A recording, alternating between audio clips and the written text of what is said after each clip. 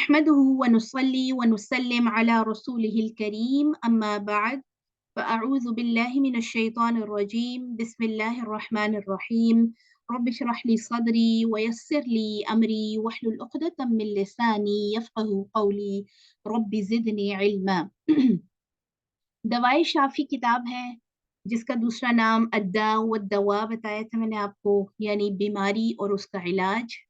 इब्न कय्यम अल जौजिया जैसे एक बहुत ही बुजुर्ग स्कॉलर के कलम से लिखी गई किताब, और ये ऐसी किताब है जिसने अनगिनत दिलों पर अपना असर छोड़ा है।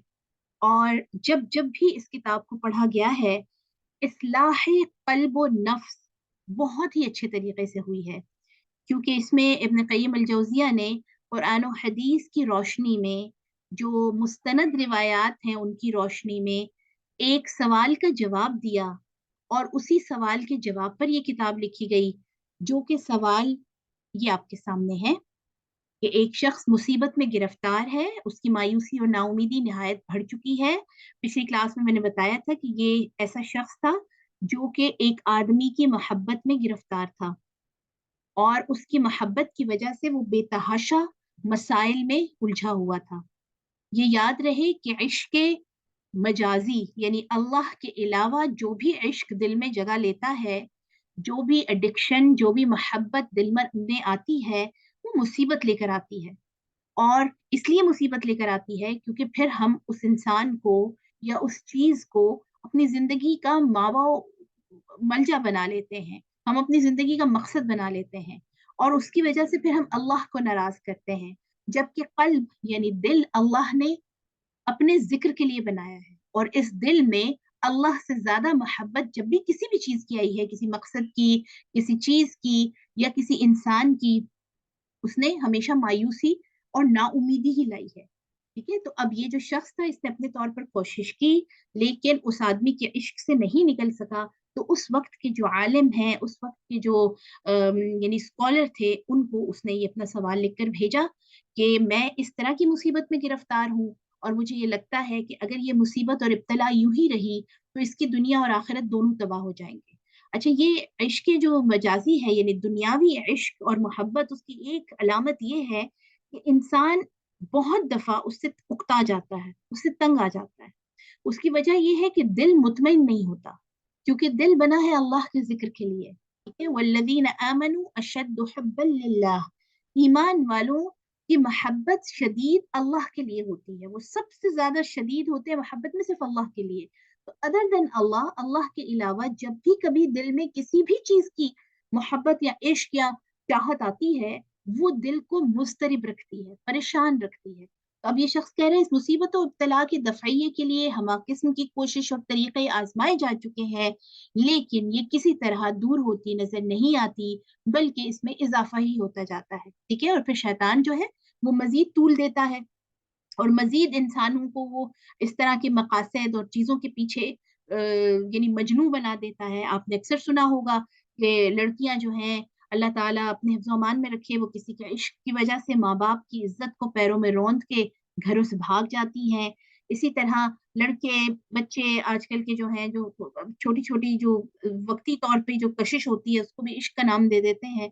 और फिर देखा गया है, क्योंकि मैं खुद टीचर हूँ, कि बहुत अच्छे हैं पढ़ाई में, लेकिन इस तरह के किसी चक्कर में फंसे तो ना सिर्फ पढ़ाई का बेड़ा गर्क हुआ, बल्कि उनकी शख्सियत इस कदर गैर पुरकशिश हो जाती है, और इतनी उनकी शख्सियत के अंदर झोल और मुसीबत और इब्तला नजर आती है कि हर कोई इसको महसूस करता है। ठीक है, इसी तरह आज के दौर में बहुत तरह की एडिक्शंस हैं, जिनमें हम देखते हैं कि सिगरेट नोशी है, इसी तरह नशों के नाम पर, एडिक्शंस के नाम पर आइस या शीशा, और इसी तरह की बहुत सारी, अल्लाह ताला अपनी पनाह में रखे, नस्लों तक को अपनी हिफाजत में रखे। ऐसी ऐसी चीजें हैं कि हर कोई ये चाहता है कि उससे जान छूट जाए। ठीक है, आप किसी भी जो स्मोकर है उससे पूछें कि आप खुश हैं इस स्मोकिंग से, तो वो यकीनन ये कहेगा कि नहीं, मैं इससे जान छुड़ाना चाहता हूँ, लेकिन मैं छोड़ नहीं पाता। तो ये नहीं, इस सवाल को हम सारे अपने से रिलेट कर सकते हैं। इसी तरह हम खवातीन जो है, हमारे अंदर तरह तरह की बुराइयां हैं, लेकिन उनमें खास तौर पर एडिक्शंस जो हैं वो ये हैं कि हम रिया, दिखावा, अपनी आसपास की रिश्तेदार खवातीन को मुतासिर करने के लिए غیر ضروری قسم کے اخراجات, غیر ضروری قسم کی مصیبتوں میں پڑ جاتے ہیں, اور اس کی وجہ سے پھر ہم ہر وقت مصیبت میں رہتے ہیں. ہمارا دل ہر وقت ایک اضطراب کی اور بے سکونی کی کیفیت میں ہوتا ہے, کیونکہ دل کس کو خوش کرنے کے لیے بنا ہے؟ اپنے خالق اور مالک کو, لوگوں کو نہیں, ہے نا. تو ہم پھر جب لوگوں کو خوش کرنے کی, اپنے آس پاس کے رشتوں کو خوش کرنے کی کوشش میں صبح شام لگتے ہیں, اس سے ہوتا یہ ہے کہ یہ جو جس طرح کی مصیبت اور ابتلا میں یہ صاحب ہے, اسی میں ہم بھی آتے چلے جاتے ہیں. سوشل میڈیا اور اسکرین اڈکشنز, باقی مختلف طرح کی جیسے میوزک اڈکشنز ہیں, غیبت کرنے کی عادت, جھوٹ بولنے کی عادت, یہ ساری وہ برائیاں ہیں یا وہ اڈکشنز ہیں, وہ یعنی کہہ لیں کہ لتیں ہیں جو انسان کو لگ جاتی ہے تو پھر اس کی زندگی سے سکون ختم ہو جاتا ہے. تو اب اس آدمی نے جب یہ سوال کیا, اس کی تو ایک خاص طرح کی مصیبت, لیکن ہم سارے اس خطے سے ریلیٹ کرتے ہیں. تو حضرت ابو عبداللہ بن شیخ صالح ابو بکر اور المعروف ابن قیم. اچھا, ابن قیم ان کا نام اس لیے تھا کہ ان کے والد ایک مدرسے کے, ان کے والد بھی بہت بڑے عالم تھے, اور اس زمانے میں عباسی دور میں وہ ایک مدرسے کے قیم تھے. قیم کہتے ہیں سپروائزر کو, ٹھیک ہے, عربی میں. تو ابن قیم کا مطلب ہے یعنی سپروائزر کا بیٹا. تو اسی مناسبت سے ان کا نام جو ہے ابن قیم مشہور ہو گیا. اور دوسری ان کی ایک اہم پہچان کہ یہ بہت یعنی مشہور جو علماء امت میں سے ہیں, فقیہ امت میں سے ہیں, علامہ امام ابن تیمیہ, ان کے یہ شاگرد رشید ہیں, ان کے بڑے کلوز شاگرد تھے. تو ان سے جب یہ دریافت کیا گیا تو انہوں نے آگے سے کہا, یعنی میں اس کا جواب, یہ پورے کا پورا جو آگے آپ کے پاس کتاب ہے, یہ اس سوال کے جواب میں انہوں نے لکھ ڈالی. تو اب ہم دیکھتے ہیں کہ جواب کہاں سے شروع ہوتا ہے. یہ دیکھیے الجواب. قرآن و حدیث اور اقوال صحابہ کی روشنی میں حضرت شیخ ابن قیم رحمہ اللہ مذکورہ بالا سوال کے جواب میں فرماتے ہیں, الحمدللہ, اما بعد. حضرت ابو ہریرہ سے روایت ہے کہ رسول اللہ صلی اللہ علیہ وسلم نے ارشاد فرمایا, ما انزل اللہ داء الا انزل له شفاء. یہ بخاری شریف کی حدیث ہے کتاب الطب میں, کہ اللہ نے کوئی ایسا مرض پیدا نہیں کیا جس کے لیے شفا نہ رکھی گئی ہو. اب یہ جواب دیتے ہوئے اس چیز پر لے کر آ رہے ہیں کہ کوئی بھی بیماری, کوئی بھی برائی, ٹھیک ہے, یہ چیز سمجھنی بہت ضروری ہے کہ ہماری شریعت میں, اسلام میں, بیماری, برائی اور جرم یہ ایک ہی طرح کی کیٹیگری میں آتے ہیں. یعنی ہر برائی جرم ہے اور ہر برائی بیماری ہے, ٹھیک ہے, قلب کی بیماری ہے, روح کی بیماری ہے. جو بھی کوئی برائی ہے, یعنی برائی سے مراد کہ جب بھی ہم اللہ کے طے کردہ رستے سے ہٹتے ہیں یا جس رستے کا ہمیں حکم دیا ہوا ہے اس سے ہٹتے ہیں, تو اصل میں ہم بیماری کا شکار ہو جاتے ہیں, ٹھیک ہے. تو اب وہ اس بات سے آغاز کر رہے ہیں کہ اس بات پر یقین ہونا چاہیے کہ دنیا میں ایسا کوئی مرض پیدا نہیں کیا گیا جس کی شفا نہ رکھی گئی ہو, ٹھیک ہے. حضرت جابر سے مروی ہے کہ رسول اللہ صلی اللہ علیہ وسلم نے فرمایا, لِكُلِّ دَاءٍ دَوَاءٌ, ہر مرض کی دوا ہے. فَإِذَا أُصِيبُ دَوَاءُ الدَّاءِ, جب کبھی کسی بیماری کی دوا صحیح طریقے سے کی جاتی ہے, بِرَاءٍ یعنی اچھے طریقے سے, بِإِذْنِ اللَّهِ تَعَالَى یعنی وہ پھر مریض اچھا ہو جاتا ہے اللہ کے حکم سے. یہ صحیح مسلم کی حدیث ہے, باب لِكُلِّ دَاءٍ دَوَاء, یعنی حضرت جابر کی حدیث کا بھی وہ ریفرنس دے رہے ہیں. دیکھیے, یعنی علاج قرآن اور سنت کی روشنی میں. اور یہاں پر ایک بہت ہمیں خوش قسمتی ہماری الحمدللہ ہے کہ ہم ڈائریکٹلی احادیث کو ان کی جو اتھینٹسٹی ہے, یہ دیکھیں آگے ریفرنس اس کے ساتھ دیکھ رہے ہیں, اور انشاءاللہ یہ جب آپ آگے کوٹ کریں گے, دوسروں تک پہنچائیں گے, تو آپ کے لیے آسانی ہوگی. تو حضرت جابر کی حدیث میں بھی یہ ہے کہ ہر مرض, جو انہوں نے روایت کی پیارے نبی صلی اللہ علیہ وسلم سے, کہ ہر مرض کی دوا ہے, لیکن وہ اس کا مسئلہ یہ ہوتا ہے کہ صحیح طریقے سے کی نہیں جاتی. تو جب کبھی کسی مرض کی صحیح طریقے پر دوا کی جاتی ہے تو اللہ کے حکم سے وہ مریض اچھا ہو جاتا ہے. اسی طرح حضرت اسامہ بن شریک سے مروی ہے کہ رسول اللہ صلی اللہ علیہ وسلم نے فرمایا کہ ان اللہ لم ينزل داء الا انزل له شفاء. مسند احمد کی حدیث ہے کہ اللہ تعالی نے ہر بیماری کے لیے دوا اور شفا اتاری ہے. علمہ من علمہ, جاننے والا اسے جانتا ہے, وجہلہ من جہلہ, اور جو نہیں جانتا وہ نہیں جانتا. یعنی کوئی ایسی, یہاں سے یعنی کیا پتہ چلا اور کس پوائنٹ پر لے کر آنا چاہ رہے ہیں, اپنی بیماری اور اپنی جو گناہ اور جس برائی میں وہ صاحب انوالو تھے اس کا جواب دیتے ہوئے کہ اس چیز کو ذہن میں رکھنا چاہیے مجھے اور آپ کو بھی, کہ کوئی ایسا مرض نہیں ہے, کوئی ایسی ایڈکشن نہیں ہے, کوئی ایسا نشہ نہیں ہے, کوئی ایسا یعنی کسی بھی طرح کی برائی نہیں ہے کہ اس کا علاج نہ ہو, اس کی کوئی دوا نہ ہو. اور اللہ نے ہر بیماری کی دوا اتاری ہے, ہر بیماری کا علاج ہے. تو یہاں سے میرا اور آپ کا ایمان مضبوط ہونا چاہیے کہ دنیا میں کوئی ایسی بیماری نہیں جس کی کوئی شفا یا دوا اللہ نے نازل نہیں کی, لیکن کوئی جانتا نہیں ہے اس کو, اگر اس تک پہنچا نہیں ہے تو یہ الگ بات ہے. تو یہاں سے ہمیں پتہ چلا کہ کسی بھی بیماری کو اگر ہم یہ سمجھیں کہ یہ لا علاج ہے, جیسے اللہ نہ کرے کسی کو کینسر ہو جائے تو یہ سمجھا جاتا ہے کہ اس کو ایک لا علاج بیماری لگ گئی, اب تو یہ اللہ کے پاس ہی چلے جائیں گے. اور یہ ایک اوور آل ہمارا یعنی ایک رویہ ہوتا ہے جس کی وجہ سے ہر انسان جب اس طرح کی موذی بیماریوں سے اللہ محفوظ رکھے تو اس میں جب جکڑا جاتا ہے تو وہ انتہائی مایوسی کا شکار ہوتا ہے. ٹھیک ہے, اس کے علاوہ اور بہت ساری بیماریاں ہیں جن کے حوالے سے یہ کہا جاتا ہے کہ اس کی کوئی شفا نہیں, لیکن یہ حدیث مجھے اور آپ کو کچھ اور سمجھا رہی ہے. ایک اور حدیث میں یہ الفاظ مروی ہے, ان اللہ لم یضع داء الا وضع له شفاء. اللہ نے سوائے یعنی اللہ نے کوئی بیماری ایسی پیدا نہیں کی کہ جس کی شفا نہ رکھی ہو, او دواء یا اس کا کوئی علاج نہ ہو, الا داء واحد, سوائے ایک بیماری, اللہ نے سوائے ایک مرض کے تمام بیماریوں کی شفا یا دوا پیدا کی ہے. تو صحابہ نے جب آپ صلی اللہ علیہ وسلم نے فرمایا کہ ایک بیماری کے علاوہ سب کی دوا ہے, تو صحابہ نے عرض کیا کہ یا رسول اللہ وہ ایک مرض کون سا ہے؟ آپ نے فرمایا الحرم, یعنی بڑھاپا. ٹھیک ہے, یعنی بڑھاپا, ایجنگ, یعنی آپ جو گزرتے ہوئے وقت کے حدوں جب بڑھاپے تک پہنچ جاتے ہیں تو اب آپ دوبارہ سے جوان نہیں ہو سکتے.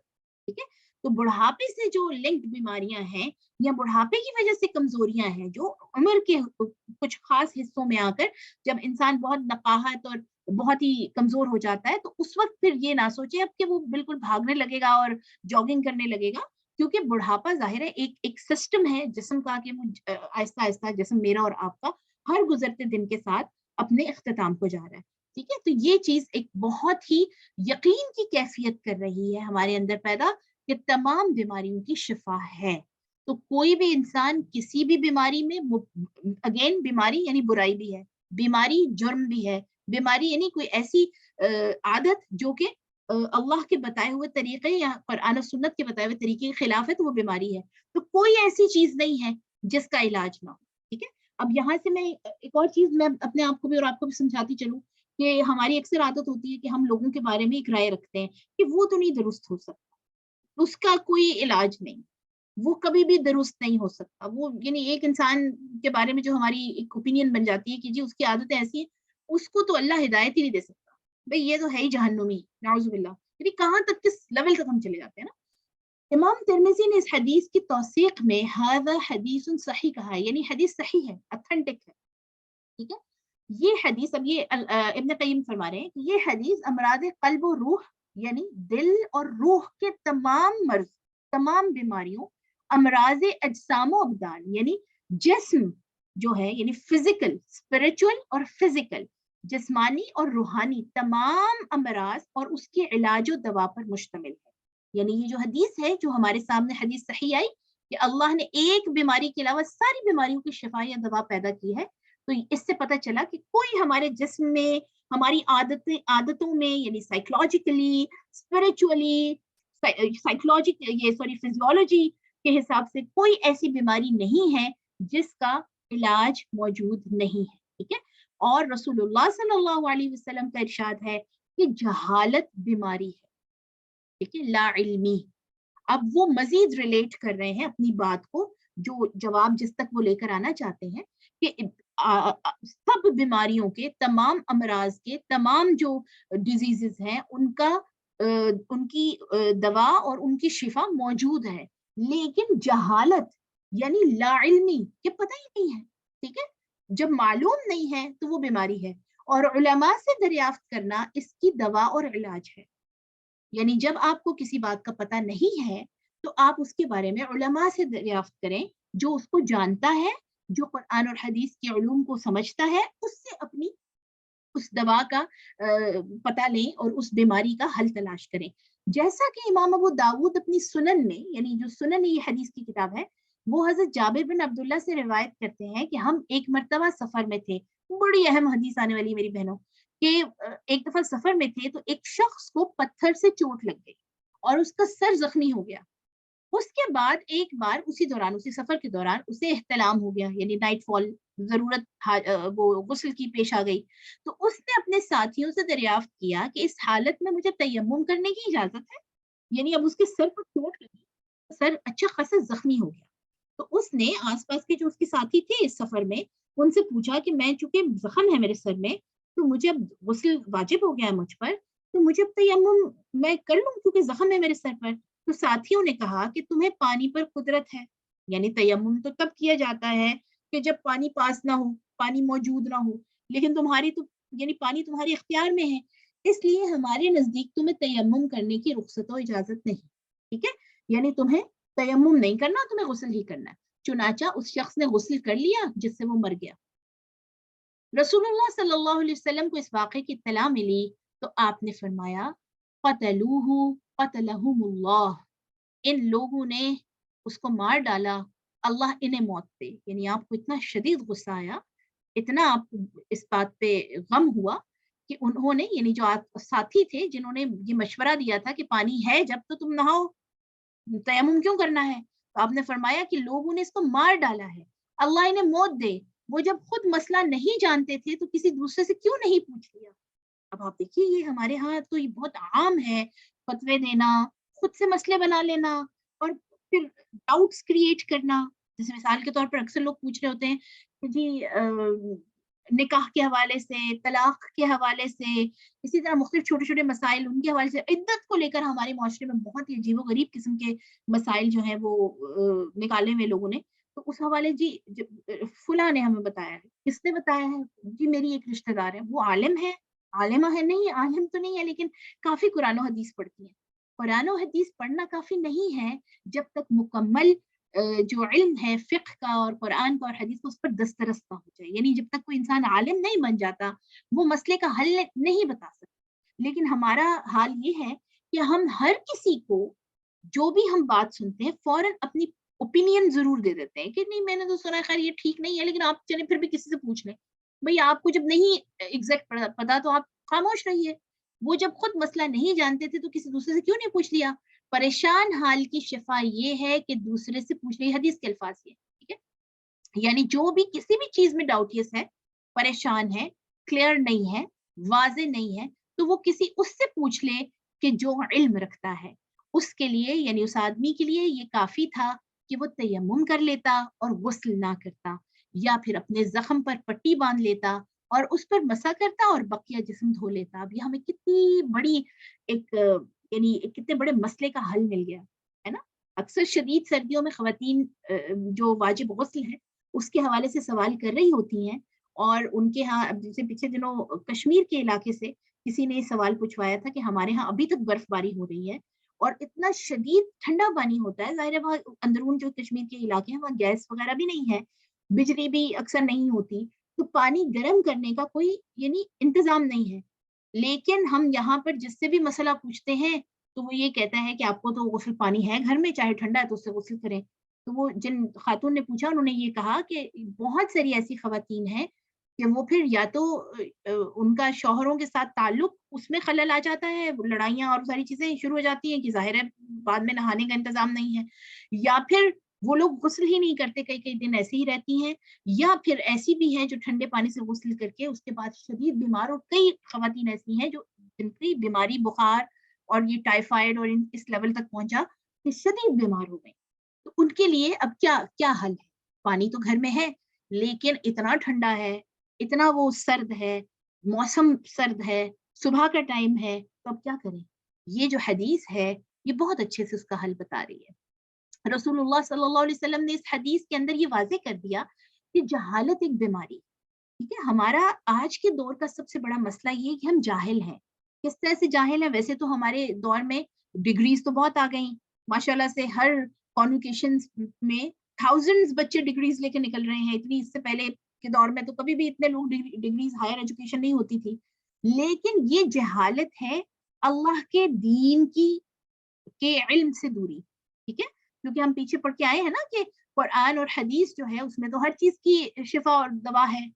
اور دوسری بات یہ ہے کہ کوئی ایسی بیماری نہیں ہے کہ جس کی کوئی شفا نہ ہو. تو اصل میں ہم جاہل ہیں، ہمیں پتا نہیں ہوتا، تو یہ ایک بذات خود بیماری.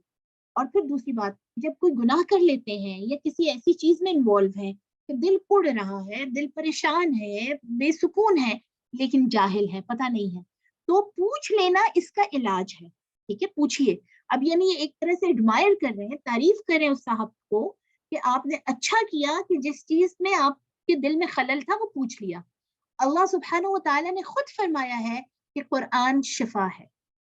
ٹھیک ہے، اور قرآن شفا ہے سے مراد ہے کہ تمام تر مسائل کی کا حل ہے قرآن. ارشاد باری تعالیٰ ہے وَلَوْ جَعَلْنَاهُ قُرْآنًا أَعْجَمِيًّا لَقَالُوا لَوْلَا فُصِّلَتْ آيَاتِهِ أَعْجَمِيٌّ وَعَرَبِيٌّ قُلْ هُوَ لِلَّذِينَ آمَنُوا هُدًى وَشِفَاءٌ. حامیم سجدہ کی آیت ہے کہ اگر ہم اس قرآن کو عربی زبان کے علاوہ کسی دوسری زبان میں نازل کرتے تو لوگ یہ کہتے کہ اس کی آیتیں کیوں واضح نہیں کی گئیں، بھلا عجمی قرآن اور عربی آدمی. ٹھیک ہے، یعنی یہ بتایا جا رہا ہے کہ قرآن کو ہم نے عربی اس لیے بنا کر عربی زبان میں اتارا کہ تم سب عربی زبان سمجھتے ہو، عرب کے جو لوگ تھے. اے نبی ان سے کہہ دیجئے کہ یہ قرآن مومنوں کے لیے شفا اور ہدایت ہے. آمنوا ہدی و شفا، مومنوں کے لیے شفا اور ہدایت ہے. بھلے عجمی اس کو سمجھ نہیں پا رہے، اب جیسے میں اور آپ قرآن کی عربی ہمیں بہت زیادہ، جب تک ہم ترجمہ سیکھے نہیں ہمیں سمجھ میں نہیں آتا، لیکن شفا تو ہے. سمجھ میں نہیں آ رہا تو بھی شفا ہے.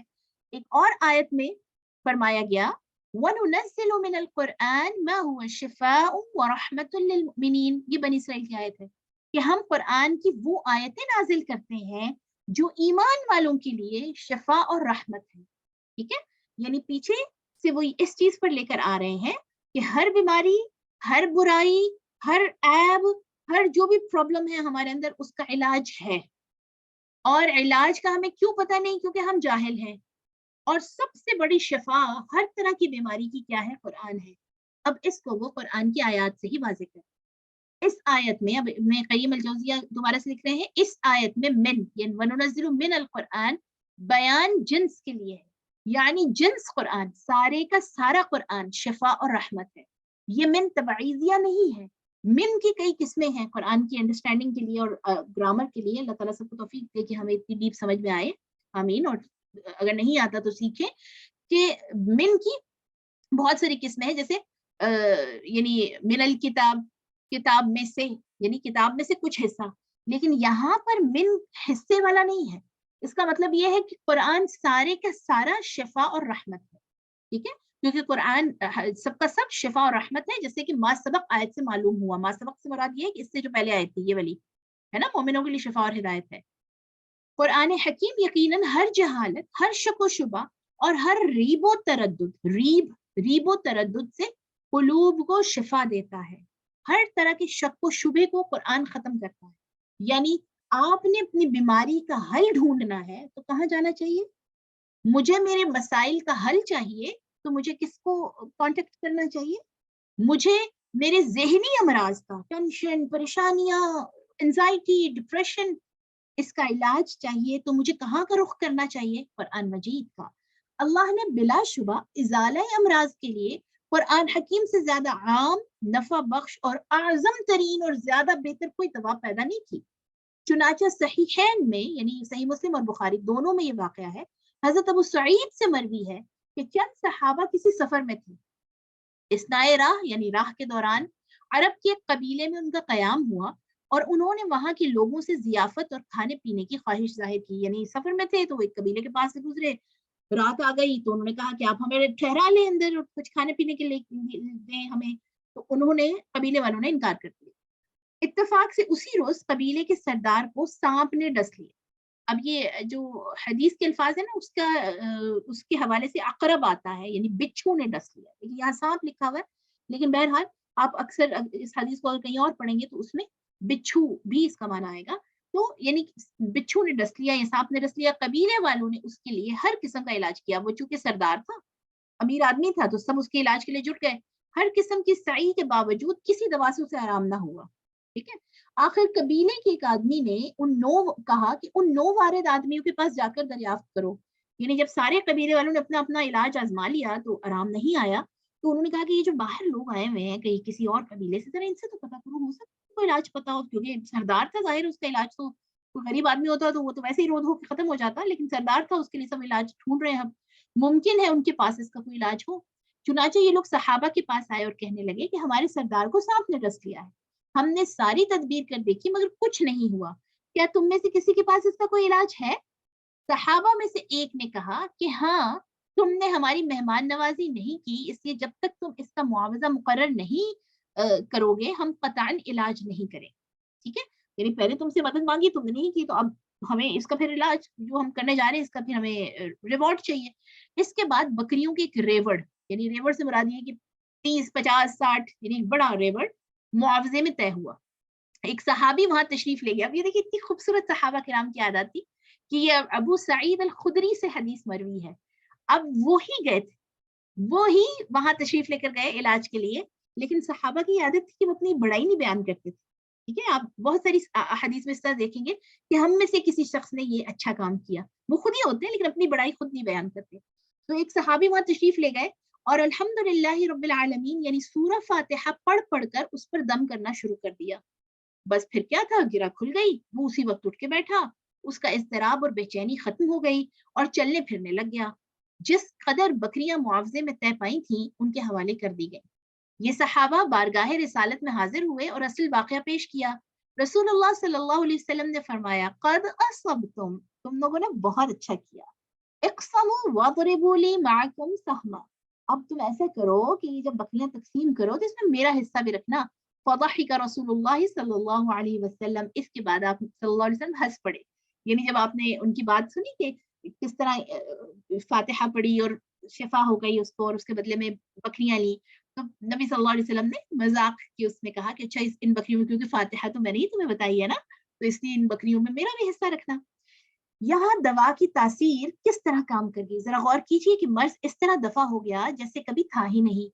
سورہ فاتحہ بھی امام ابن قیم کی پیچھے ساری حدیث تھی، ٹھیک ہے، اب آپ دیکھیے میں اور آپ ہم نے کتنی بار یہ حدیث پڑھی ہے، لیکن چونکہ آگے یہ امام ابن قیم اس کا بھی بتا رہے ہیں سبب کہ دعا قبول کیوں نہیں ہوتی یا شفا ہمیں قرآن سے کیوں نہیں ملتی، اس کی خاص وجہ ہے۔ تو سورہ فاتحہ ایک ایسی آسان اور سہل ترین دوا ہے کہ اس سے سہل اور آسان بہترین دوا ممکن نہیں۔ کوئی بندہ اگر اچھے طریقے سے سورہ فاتحہ کے ذریعے علاج معالجہ کرے تو شفائے امراض کے لیے سورہ فاتحہ کے اندر عجیب و غریب تاثیر پائے گا۔ میں نے ابن قیم الجوزیہ کے تعارف میں یہ بات کہی تھی کہ ان کی ایک کتاب ہے جو طب النبوی صلی اللہ علیہ وسلم کے حوالے سے ہے، اور وہ طب نبوی کے حوالے سے سب سے بڑی کتاب سمجھی جاتی ہے، اور اس میں انہوں نے قرآن سے علاج سے ہی آغاز کیا ہے، اور مختلف قرآنی جو قرآن کے اندر ذکر ہیں جو چیزیں ان کے حوالے سے کیسے علاج، اور پھر پیارے نبی صلی اللہ علیہ وسلم کن چیزوں کو علاج کے لیے استعمال کرتے تھے۔ بڑی پڑھنے والی کتاب ہے، تو انگریزی اور اردو ترجموں کے ساتھ آسانی سے دستیاب ہے۔ تو یہاں پر وہ سورہ فاتحہ کا بتا رہے ہیں کہ اچھے طریقے سے اس سے معالجہ کریں تو یہ ہو نہیں سکتا کہ اس کے ذریعے سے شفا نہ ہو مدت مدید تک۔ اب یہ ابن قیم کہہ رہے ہیں کہ میں ایک لمبے عرصے تک مکہ معظمہ میں رہا اور اس اسنا میں یعنی دوران میں بہت سی بیماریاں مجھ پر مسلط ہوتی رہی، لیکن مجھے یہاں کوئی طبیب میسر نہ آیا اور نہ دوا، میں صرف سورہ فاتحہ سے اپنا علاج کرتا رہا اور اس کے اندر میں نے عجیب و غریب تاثیر پائی۔ میں اکثر مریضوں کو سورہ فاتحہ سے علاج کرنے کی ترغیب دیتا تھا اور لوگ اکثر اس سے صحت یاب ہو جاتے تھے۔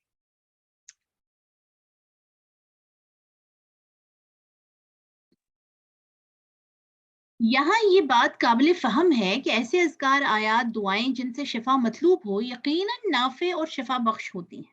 ٹھیک ہے، جیسے سورہ فاتحہ کا انہوں نے حوالہ دیا تو اس کے بعد اس کو مزید وہ کلیئر کر رہے ہیں کہ ایسے تمام اذکار، آیات، دعائیں جو حدیث سے ہمارے سامنے آتی ہیں یا قرآن مجید کی جو پچھلی آیات ہیں ان سے جو ہمیں پتہ چلا کہ قرآن تو شفا ہے، لیکن اس کے لیے ضروری ہے کہ محل اس کی قبولیت کی صلاحیت رکھتا ہو۔ محل سے مراد یہ ہے یعنی جس کے اوپر وہ دعائیں پڑھی جا رہی ہیں، محل یعنی جو پرسن افیکٹڈ ہے، افیکٹڈ ون، جس کے اوپر وہ آیات اور وہ دعائیں پڑھی جا رہی ہیں یا جو پرابلم میں ہے اور وہ جو دعائیں ہیں یا صورتیں ہیں یا جو بھی آیات ہیں ان کو پڑھ رہا ہے، اور فاعل اور عامل کی قوت و ہمت اور اس کی تاثیر بھی قبولیت محل کی مقتضی ہو۔ فاعل یعنی کرنے والا، ڈوئر، یعنی اگر کوئی دم کر رہا ہے، جیسے اب وہ سعید خدری रज़ी अल्लाह तआला अन्हु गए थे तो वो फ़ाइल थे, ठीक है? फ़ाइल और आमिल यानी अमल करने वाला, जो भी ये दम कर रहा है, जो भी ये आयतें पढ़ रहा है, आप अपने लिए खुद पढ़ रहे हैं या कोई आपके ऊपर पढ़ के दम कर रहा है, उसकी क़ुव्वत व हिम्मत और उसकी तासीर भी कबूलियत महल की मुक़्तदी हो।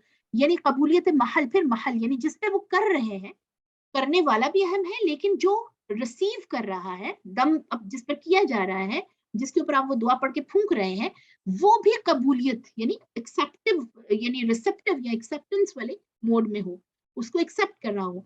अज़कार, आयात और दुआएं अगर मुअस्सर ना हो, यानी आप पढ़ रहे हैं अज़कार शिफा के लिए, सूरह फातिहा आप कई लोग पढ़ते हैं, लेकिन अगर उसका असर नहीं हो रहा और शिफा ना हो, तो समझ लेना चाहिए कि पढ़ने और दुआ करने वाले की तासीर और तवज्जो कमजोर है, ठीक है? क्योंकि कुरान में तो कहीं पर भी खलल नहीं है, वो तो शिफा है। ये जो पढ़ रहा है और वो दुआ कर रहा है, उसके अंदर कोई प्रॉब्लम है। असर कबूल करने वाले में कबूल तासीर की सलाहियत नहीं, या अगर कोई दूसरा कर रहा है लेकिन अगले पर फर्क नहीं पड़ रहा। अब मिसाल के तौर पर जब कोई दम वगैरह के लिए आता है, तो अक्सर एक ही तरह का दम हम कर रहे होते हैं। अब अक्सर लोग मुझसे दर्द का दम करवाते हैं, यानी जिस्म में जो दर्द वगैरह है उसके लिए। तो वो सारी जो मसनून दुआएँ वगैरह बताई गई हैं, यकीनन उन्हीं को फ़ॉलो किया जाता है। अब बहुत सारे ऐसे लोग हैं, मेरी बहुत प्यारी साथियाँ कुछ ऐसी हैं कि उनको मैं जैसे हाथ रख के दम करना शुरू करूँ तो वो कहती हैं आपने हाथ रखा और हम ठीक हो गए, अल्हम्दुलिल्लाह। और इसी तरह बहुत सारे ऐसे लोग हैं कि जो कई दफ़ा दम करवाते हैं और फिर भी असर नहीं होता, आराम नहीं आता, है ना? तो ये करने वाला भी यानी वो भी इन उस तरह की हालत में हो कि वो पूरे यकीन के साथ, तवज्जो के साथ कर रहा है, और जो रिसीव कर रहा है उसको, ठीक है, जिस पे किया जा रहा है, उसके अंदर भी कबूल तासीर हो, अदरवाइज़ असर नहीं करेगा। अब यानी ये इब्न क़य्यिम उस आदमी को ये बता रहे हैं कि कुरान शिफ़ा है, तमाम बीमारियों और तमाम तरह की जो मसाइल हैं उनका हल कुरान है। लेकिन अगर तुम कुरान से, क्योंकि उसने लिखा ना कि मैंने तो हर तरह की कोशिश की, तो इसका मतलब ये है कि कुरान में तो कोई मसला नहीं है, जो जिसके ऊपर किया जा रहा है उसमें कोई मसला है। उसके अंदर कोई एक ऐसी शदीद और सख्त रुकावट मौजूद है जो दवा की तासीर को रोक रही है। जिस तरह के अमूमन ज़ाहिरी और हिस्सी अमराज में दवाओं का हाल हुआ करता है, ठीक है? जैसे अक्सर आप देखिए कि कोई मिसाल के तौर पर कोई खाँसी रोकने के लिए, कफ रोकने के लिए मेडिसिन ले रहा है। लेकिन उसके जो जो हिडन उसके जो रीज़न्स हैं, उसका इलाज नहीं अगर कर रहे हैं कि खाँसी हो क्यों रही है, कफ हो क्यों रही है, उसके इलाज की तरफ अगर नहीं जा रहे, तो वो जो खाँसी की दवाई है वो फ़ायदा नहीं देगी। इसी तरह मिसाल के तौर पर किसी को बहुत बुखार हो रहा है, बार-बार बुखार आ रहा है, तो अगर सिर्फ़ बुखार खत्म करने की दवा दी जाए, लेकिन ये ना ढूँढा जाए, ये डायग्नोसिस ना हो कि बुखार की वजह क्या है? क्या इन्फेक्शन है जिसकी वजह से बार-बार बुखार हो जाता है? तो वो जो दवा है ज़ाहिर है वो पार्शियल असर करेगी, कभी तो बिल्कुल नहीं करेगी, और करेगी भी तो थोड़े टाइम के लिए करेगी, है ना? तो कभी ऐसा इस वजह से भी होता है कि दुआ की इक़्तिदा और तासीर के दरमियान कोई रुकावट मुज़ाहिम हो जाती है। तबीयत जब किसी दवा को कामिल तौर पर कबूल कर लेती है, तो जिस दर्जा तबीयत दवा को कबूल करेगी, उसी दर्जा बदन और जिस्म को नफ़ा पहुँचेगा। यानी जब आप किसी भी बंदे के ऊपर, कोई बीमार है, उसको कोई दवा दे रहे हैं, तो जितना वो रिसेप्टिव मोड में होगा और उसका जिस्म, उसके हालात और उसकी यानी उसके मुताबिक होगी वो दवा, उतना ही उसके ऊपर उसका असर होगा। ठीक है? मिसाल के तौर पर अ, एक आपकी कोई बीमारी है तो एंटीबायोटिक उसके लिए दी जाती है, लेकिन कई तरह की है। मिसाल के तौर पे अगर रेस्पिरेटरी प्रॉब्लम्स हैं, गले, नाक, कान के मसले हैं, तो उसके लिए जो एंटीबायोटिक दी जाती है उस इन्फेक्शन को खत्म करने के लिए, वो मुख्तलिफ है। इसी तरह अगर किसी को पेट का मसला है, पेट यानी डाइजेस्टिव सिस्टम का कोई इश्यू है, तो उसको जो एंटीबायोटिक दी जाएगी वो मुख्तलिफ तरह की होगी। ठीक है? यानी जो किसी के मिजाज के मुताबिक दवा तब असर करेगी कि किसी के मिजाज के मुताबिक हो और बीमारी के हिसाब से हो। ठीक है? कुरान और ये तमाम जो दीन और सारी चीज़ें तब इंसान को बीमारियों, बुराइयों, बेहयाइयों, गुनाहों से बचाएँगी, जबकि वो उसको कबूल करे और उसके मसले के हवाले से उसके अंदर उसको अपनी जो है वो गाइडेंस मिले। इसी तरह आदमी का क़ल्ब किसी दुआ और तावीज़ को कबूल कर लेता है और दुआ पढ़ने वाले के अंदर इज़ाला मर्ज़ के लिए नफ़्स फ़आला और हिम्मत मौसरा होती है, तो ये दुआ मकरूह और नागवार अमर की मुदाफ़अत और हसूल मतलूब व मकसूद के कवी तरीन सबब बन जाती है। यानी कई दफ़ा कोई ऐसा स्ट्रांगली कहीं से दुआ आ रही होती है कि कोई इंसान एक गलत काम करने वाला होता है या उसके ऊपर यानी एक ऐसे मर्ज़ में होता है, लेकिन उस दुआ की ताकत से वो उस बीमारी से निकल आता है। अच्छा, इसमें मैं हमेशा मिसाल देती हूँ, हज़रत उमर रज़ी अल्लाह तआला अन्हु की, ٹھیک ہے؟ حضرت عمر جب انہوں نے اسلام قبول کیا تو کس حالت میں گئے تھے نبی صلی اللہ علیہ وسلم کے پاس کے ہاتھ میں تلوار تھی، اور تلوار لے کے کیوں نکلے تھے کہ آج تو بس یہ معاملہ ختم کر کے ہی رہوں گا، اور بالکل ہاتھ میں تلوار پکڑی ہوئی تھی، اور جس وقت ایسے گلیوں سے غصے سے جب وہ گزر رہے تو لوگ سہم رہے تھے کہ عمر بن خطاب جو ہے آج تو یہ ختم کر کے آئے گا معاملہ۔ تو ایک صحابی رستے میں ملے تو انہوں نے جب دیکھا کہ عمر اتنا غصے میں ہے تو انہوں نے کہا کہ آپ کو نہیں پتا آپ کی تو بہن نے اسلام قبول کر لیا ہوا، اور پھر وہ آگے واقعہ کہ انہوں نے بہن سے قرآن پہلے تو مارا خوب بہنوئی کو بھی بہن کو بھی، اور پھر جب قرآن سنا تو ہدایت کی طرف آگے۔ لیکن اس کے پیچھے وجہ کیا تھی؟ کس کی دعا تھی؟ کس نے دعا کی ہوئی تھی؟ محمد صلی اللہ علیہ وسلم نے، پیارے نبی صلی اللہ علیہ وسلم نے دعا کی تھی کہ یا اللہ اسلام کو عمر بن ہشام یا عمر بن خطاب ان دونوں میں سے کسی ایک کے ذریعے سے طاقت دے، کیونکہ وہ مکہ کے قوی ترین لوگ تھے۔ عمر بن ہشام ابو جہل، اس کو اللہ نے قبول نہیں کیا۔ لیکن بسا اوقات دعا اور دم کی تاثیر اس لیے نہیں ہوتی کہ کسی ایسی چیز کی دعا کی جائے جو اللہ کو پسند نہیں ہے اور اس میں کسی پر ظلم ہو رہا ہے، یا اس لیے اثر نہیں ہوتا کہ دعا کے وقت قلب پوری طرح اللہ کی طرف متوجہ نہیں ہوتا ہے نا۔ یہ ہمارے حالات یہی ہے نا، یا تو ہم ایسی چیز کے پیچھے ہاتھ دھو کے پڑ جاتے ہیں جو اللہ کو پسند نہیں ہے، ٹھیک ہے۔ مثال کے طور پر خواتین، سارے تو اللہ پاک ہدایت دے ایسے نہیں ہے، لیکن اکثر کہ جی بہو نے کچھ ایسا کیا ہے کہ بیٹا جو ہے اب تو میری سنتا ہی نہیں، تو ایسا کوئی وظیفہ دے دے، ایسی کوئی دعا بتا دے کہ بیٹا جو ہے وہ بہو سے تھوڑا سا دور ہو جائے اور میری ہی سنے۔ اب یہ دیکھیں یہ کیسی ایسی چیز ہے جو اللہ کو پسند نہیں ہے، میاں بیوی کے آپس کے تعلق کے اندر خلل ڈالنا، ٹھیک ہے۔ بہوؤں کو بھی اللہ ہدایت دے کہ جو ماؤں کی اور جو ماں باپ ہیں ان کی ظاہر ہے ایک حق ہے، تو اب لیکن اللہ کو جو پسند نہیں ہے تو کسی پر ظلم ہو رہا ہو، اب دعا مانگے اس میں اثر نہیں ہوتا۔ اسی طرح بعض اوقات کچھ ایسی مثالیں ہیں کہ کسی نے کہا کہ ہم جی ایک جگہ چاہتے ہیں ہماری شادی ہو جائے، کسی بچی نے ذاتی طور پر مجھ سے پوچھا، اور میں اس کے لیے مجھے کوئی وظیفہ بتائیے۔ اچھا جی ٹھیک ہے یہ وظیفہ کیجیے، لیکن اثر نہیں ہوا رشتہ وہاں پر، اب اللہ کو نہیں پسند ہے نا، یا کسی پر ظلم ہو رہا ہے، یا وہ چیز آپ کے لیے ٹھیک نہیں ہے نا، تو اور کامل طور پر جمعیت خاطر نہیں پائی جاتی، یعنی کئی دفعہ ایسا بھی ہوتا ہے کہ آپ کے مائنڈ میں ایک سے زیادہ آپشنز ہوتی ہیں۔ اب اکثر ہم دعا کر رہے ہوتے تھے یا اللہ اس چیز میں میرے لیے بہتری کر، تو اس کے علاوہ بھی کوئی آپشن ہوتی ہے ذہن میں۔ تو یہ یاد رکھیں کہ جب ہمارے ذہن میں ایک سے زیادہ آپشن ہے تو پھر اس کا مطلب یہ ہے کہ ہم متوجہ ہو کے دعا نہیں مانگ رہے، ہے نا۔ دعا تو یہ ہے کہ ہم بالکل کامل اللہ پر چھوڑ کر اور پوری طرح سے اس جو بھی چیز آپ کو چاہیے اس کے لیے پوری طرح سے متوجہ ہو کر دعا مانگیں۔ اس لیے اس کا حال ایک ڈھیلی کمان کا سا ہے۔ ڈھیلی کمان سے پھینکے جانے والے تیر کی رفتار سست ہی ہوتی ہے، پھر اس لیے تاثیر نہیں ہوتی کہ اجابت دعا میں اگلا ریزن بتا رہے ہیں کہ دعا قبول کیوں نہیں ہوتی۔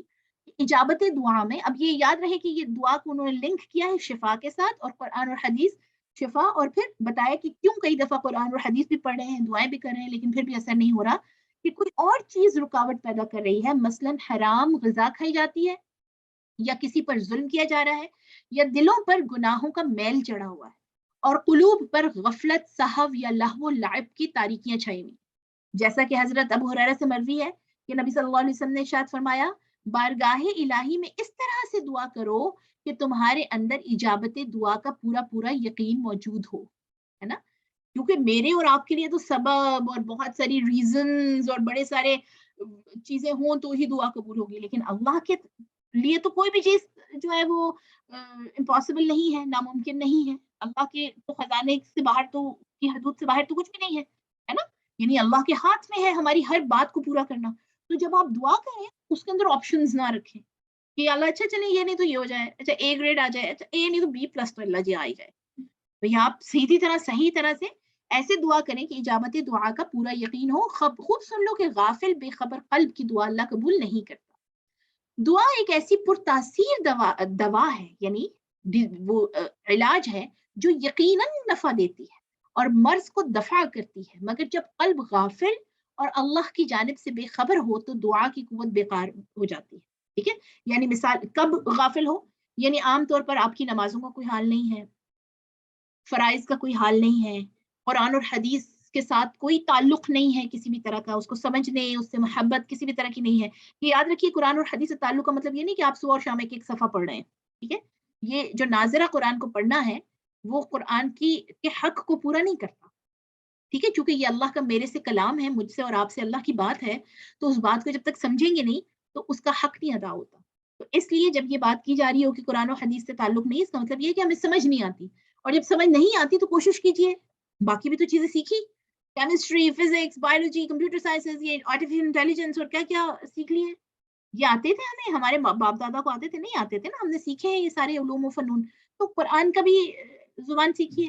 تو یہ بھی کہا گیا کہ جب آپ بے خبر ہوتے ہیں، ٹھیک ہے، اللہ کے طرف سے آپ کو نہیں پتا کہ اللہ نے کیا کہا ہے آپ کے لیے، کلام الہی میں کیا لکھا ہے آپ کے لیے، تو دعا کی قوت بیکار ہو جاتی ہے۔ ابو ہریرہ سے مروی ہے کہ رسول اللہ صلی اللہ علیہ وسلم نے فرمایا، یہ لمبی حدیث ہے صحیح مسلم کی، اے لوگو، اللہ تعالیٰ پاک ہے اور پاک ہی چیز کو قبول کرتا ہے، اور اللہ تعالیٰ ایمان والوں کو اسی چیز کا حکم دیتا ہے جس کا حکم اس نے انبیاء کو دیا ہے۔ اس کے ثبوت میں آپ صلی اللہ علیہ وسلم نے ایک اور آیت پڑھی کہ یا ایھا الرسل، یہ پوری آیت جو ہے، کلوا من الطیبات واعملوا صالحا انی بما تعملون علیم، اور پھر آپ نے یہ آیت پڑھی یا ایھا الذین آمنوا کلوا من طیبات ما رزقناکم، کہ پاکیزہ کھاؤ۔ پاکیزہ سے مراد کیا ہے؟ یہ بہت اہم چیز ہے۔ حلال اور پاکیزہ میں ڈفرنس ہے۔ حلال کا مطلب یہ ہے کہ جو جن کو چیزوں کو اللہ نے حرام کر دیا، روک دیا، اس کے علاوہ باقی تمام چیزیں حلال ہیں۔ اب ان حلال چیزوں میں سے بھی پاکیزہ، طیبات، طیبات کے اوپر تو ایک پورا، میں سمجھتی ہوں کہ 2 گھنٹے کا لیکچر ہمیں چاہیے، انشاءاللہ کسی وقت اس کو الگ سے ڈسکس کریں گے، لیکن ابھی مختصراً آپ سنیے، یعنی تمام وہ چیزیں جو پاکیزگی کی لمٹ میں آتی ہیں اور صاف ستھری، جیسے مثال کے طور پر فوڈ، ٹھیک ہے، اب فوڈ کے اندر، کھانے پینے کے اندر جنک فوڈ سے اوائڈ کرنا، کیونکہ جنک فوڈ کبھی بھی طیبات میں نہیں آتا۔ ہر وہ چیز جو انسانی جسم کے لیے نقصان دہ ہے وہ طیبات کے خلاف ہے، ٹھیک ہے۔ اب مثال کے طور پر برگر کھانا وہ حلال ہے، منع نہیں کیا گیا، لیکن اس برگر کو کس طریقے سے بنایا گیا ہے، آپ کے آپ اکثر ہم دیکھیں مختلف بڑی بڑی چینز سے جا کے جب ریسٹورینٹ سے لیتے ہیں برگر، لوگوں نے کس طریقے سے اس کو بنایا ہے، ہاتھ دھلے یا نہیں دھلے، اکثر مرد حضرات بنا رہے ہوتے ہیں اور اسی ہاتھوں سے وہ ناک کان بھی کھجا رہے ہوتے ہیں، اور اس اللہ تعالیٰ معاف کرے، اسی سے وہ آپ کو برگر بھی فرائی کر کے دے رہے ہوتے ہیں، یا چلے کئی دفعہ گلوز بھی پہنے ہوتے ہیں بڑی جگہوں پر، لیکن پھر بھی جو اس میں چکن ہے، جو اس میں گوشت ڈالا جا رہا ہے، جو اس میں باقی چیزیں ہیں، ان کو باقاعدہ سے دھویا ہے یا وہ صاف ستھرا ہے یا نہیں، جیسے کہ یہ کچھ بڑی بڑی جو فوڈ چینز ہیں، ان کے حوالے سے باقاعدہ ریسرچ ہے کہ ان کے اندر چکن کا جو استعمال کیا جاتا ہے گوشت، وہ چکن سے نہیں لیا جاتا، بلکہ وہ آرٹیفیشلی پیدا کیا جاتا ہے، آرٹیفیشلی بنایا جاتا ہے، اور اس کے وہ لوتھڑے سے بنا کر اس کو پھر فرائی کر دیا جاتا ہے، وہ اصل جیتا جاتے چکن سے نہیں ہوتا۔ اب دیکھیے کس طرح کی چیزیں ہم کیسے شوق سے کھا رہے ہیں، ہے نا؟ ابھی ریسنٹلی جو ہمارے پاکستان میں پچھلے دنوں یہ پتا چلا کہ جی وہ کوئی کینیڈین برانڈ کی کوئی کافی کا یہاں پر کھلا آؤٹ لیٹ لاہور میں، اور لوگ جی آدھی رات سے لگے ہوئے ہیں لائنوں میں، اللہ اکبر! طیبات، ٹھیک ہے، یعنی وہ، میں یہ نہیں کہہ رہی کہ طیبات میں نہیں آتا، لیکن وہ کس طریقے سے بنا رہے ہیں، حلال اور حرام اور باقی ساری چیزوں ان کو سامنے رکھا ہوا ہے یا نہیں رکھا ہوا، ٹھیک ہے، تو یہ تو تبھی ممکن ہے نا جب ہماری اپنی سپرویژن میں چیز بنتی ہے، جب ہم اپنے ہاتھ سے بناتے ہیں یا ہم اپنے سامنے بناتے ہیں، ٹھیک ہے، تو یہ ایک تو طیبات، اسی لیے میں سمجھتی ہوں کہ آج کے دور میں ہم بہت زیادہ بیماریوں، روحانی اور جسمانی بیماریوں کا شکار ہو گئے ہیں، کیونکہ پہلے جو ہماری ماؤں والا ٹائم تھا اس میں اتنی زیادہ آؤٹنگ نہیں ہوتی تھی، اتنی زیادہ باہر کھانا نہیں ہوتا تھا۔ اب ہمارے دور میں آپ دیکھیے کہ ہر دوسرے دن ہم یا تو آرڈر کر رہے ہوتے ہیں یا باہر جا کے کھا رہے ہوتے ہیں۔ اب وہ بہت سارے علماء کہتے ہیں طیبات کے خلاف، کیونکہ ایسا کھانا جو آپ کی نگرانی میں آپ کے سامنے نہیں بنا، یا آپ نے خود، آپ کو نہیں پتا کہ اس کے اندر جو انگریڈینٹس ہیں وہ کہاں سے آئے، زندہ گوشت ہے، زندہ جانور کا یا مردہ جانور کا ہے، اکثر تو یہی ہے نا ہمارے ہاں حالات، ہمارے ہاں کیا باہر بھی یہی حالات ہیں۔ جیسے ایک دفعہ میں پڑھ رہی تھی کہ کسی یورپین کنٹری میں ایک بڑا مشہور ریسٹورینٹ تھا جہاں کا کہ برگرز وغیرہ بڑے مشہور تھے، تو لیکن بعد میں پتا انہوں نے لکھا ہوا تھا کہ مسلم کے لیے بھی حلال اس میں میٹ یوز کیا جاتا ہے، لیکن بعد میں پتا چلا کہ اس میں وہ کتے کا گوشت جو ہے وہ استعمال کر رہے تھے، ٹھیک ہے؟ تو یہ جو ساری چیزیں ہیں، یہ طیبات کو بہت زیادہ انڈرسٹینڈ کرنا ہمارے لیے ضروری ہے۔ اسی طرح عادات، اسی طرح ہمارا لباس، لباس طیبات میں کیا کون سا لباس آتا ہے جو سطر کو اچھے سے کور کرے، جس میں دکھاوا نہ ہو، جس میں بے حیائی والا عنصر نہ ہو، ہے نا؟ جو ہمارے تمام تر جو پردہ اور حجاب والی چیزیں ہیں اس کو کور کر، وہ پورا کر رہا ہو۔ اب جب یہ چیزیں پوری نہیں ہیں، طیبات والی چیزیں بھی پوری نہیں ہیں، تو دعا قبول ہونے میں خلل تو آئے گا نا؟ حضرت ابو ہریرہ فرماتے ہیں اس کے بعد رسول اللہ صلی اللہ علیہ وسلم نے یہ حدیث پڑھی، ایک آدمی طویل سفر کرتا ہے، صحیح مسلم کی حدیث ہے، صحیح حدیث ہے، اور اس حال میں کہ خستہ حال گرد و غبار سے اٹا ہوا ہے، آسمان کی طرف ہاتھ اٹھا کر اللہ سے دعا مانگتا ہے، اے پروردگار، اے پروردگار، اور حال یہ ہے کہ اس کی غذا حرام ہے پینا حرام ہے، اس کے کپڑے حرام ہیں، حرام غذا کھائی ہے، اس کی دعا کس طرح قبول ہوگی؟ ہے نا؟ یعنی ایک آدمی اتنا سفر کر کے اللہ کے گھر پہنچا اور اللہ سے رو رو کے دعائیں مانگ رہا ہے، لیکن اس نے کھانے پینے کی کیئر نہیں کی کہ اس کا جو کھانا پینا ہے وہ کس سورس سے آ رہا ہے، کمائی کہاں سے آ رہی ہے، اس طرح کپڑے جو ہیں، ٹھیک ہے، جیسے میں نے ابھی مختلف وہ بتائے ریزنس کے کپڑوں کے اندر کیا حرام آ سکتا ہے، اسی طرح عادات ہماری دیکھیے کئی دفعہ ہم بہت ساری ایسی حرام چیزوں کو اپنے لیے پسند کر رہے ہوتے ہیں، تو اس کے ساتھ پھر دعا قبول نہیں ہوتی۔ اور عبداللہ بن احمد اپنے والد کی کتاب الزہد میں روایت کرتے ہیں، یہ بھی وہ ہیں صحابی، کہ بنی اسرائیل پر ایک بہت بڑی آفت نازل ہوئی اور اس آفت اور مصیبت کو دور کرنے کے لیے بنی اسرائیل شہر سے باہر نکلے، یعنی سارے لوگ اس مصیبت سے اپنی نجات کے لیے نا باہر نکلے کہ اللہ کی بارگاہ میں دعا کریں۔ اس وقت اللہ نے بنی اسرائیل کے پیغمبر کو وحی کے ذریعے آگاہ کیا کہ ان لوگوں کو کہہ دو کہ تم لوگ اپنے ناپاک جسم لے کر صحرا میں آئے ہو، جن ہاتھوں سے تم نے بندوں کے خون بہائے، گھروں میں حرام اور ناجائز مال جمع کیا، وہ ہاتھ تم میری طرف اٹھاتے ہو، اور اب جب کہ میرا غضب اور عذاب تمہارے لیے سخت سے سخت ہو چکا ہے اور تمہاری بدعمالیوں بد کرداریوں کی وجہ سے تم مجھ سے حد درجہ دور ہو چکے ہو، تو تم میرے سامنے اب دعا کرتے ہو آ کے، ٹھیک ہے؟ تو یہاں سے ہمیں سمجھنا چاہیے کہ دعا قبول کروانے کے لیے اتنی ساری باقی چیزوں کو بھی اپنے سامنے رکھنا ہے، تب وہ دعا وجہ شفا بنے گی۔ اور ابو ہریرہ فرماتے ہیں یکفی من الدعاء البراء ما یکفی الطعام من الملح، کہ تھوڑی سی دعا بھی اسی طرح کافی و وافی ہو جاتی ہے جس طرح تھوڑا سا نمک کھانے کے لیے کافی اور وافی ہو جاتا ہے۔ اب آپ دیکھیں کھانا کتنا زیادہ ہوتا ہے نا؟ لیکن اس اتنے بڑی، اب جیسے مثال کے طور پہ بریانی کا ایک دیگچا بن رہا ہے، لیکن اس میں نمک کتنا ہوتا ہے؟ 1 چمچ، 1.5 چمچ، 2 چمچ، ہے نا؟ یعنی اتنے زیادہ کھانے میں تھوڑا سا نمک بھی اس پورے کھانے کے لیے کافی ہو جاتا ہے۔ اسی طرح میری اور آپ کی زندگی میں چاہے کتنے مسائل ہیں، چاہے کتنے پرابلمز ہیں، کتنی بیماریاں ہیں، اس میں تھوڑی سی دعا، لیکن ریگولر دعا، مسلسل دعا اور پوری توجہ سے مانگی ہوئی دعا ہماری پوری زندگی کے لیے کافی اور وافی ہو جاتی ہے۔ اور کتنی ایک پیاری مثال دے دی نمک والی نا، یعنی کئی دفعہ مجھے اور آپ کو لگ رہا ہوتا ہے کہ ہمارے پرابلمز اتنے بڑے ہیں کہ یہ دعا کافی نہیں ہے، جو میں دعا مانگ رہی ہوں یہ کافی نہیں ہے شاید، ہے نا؟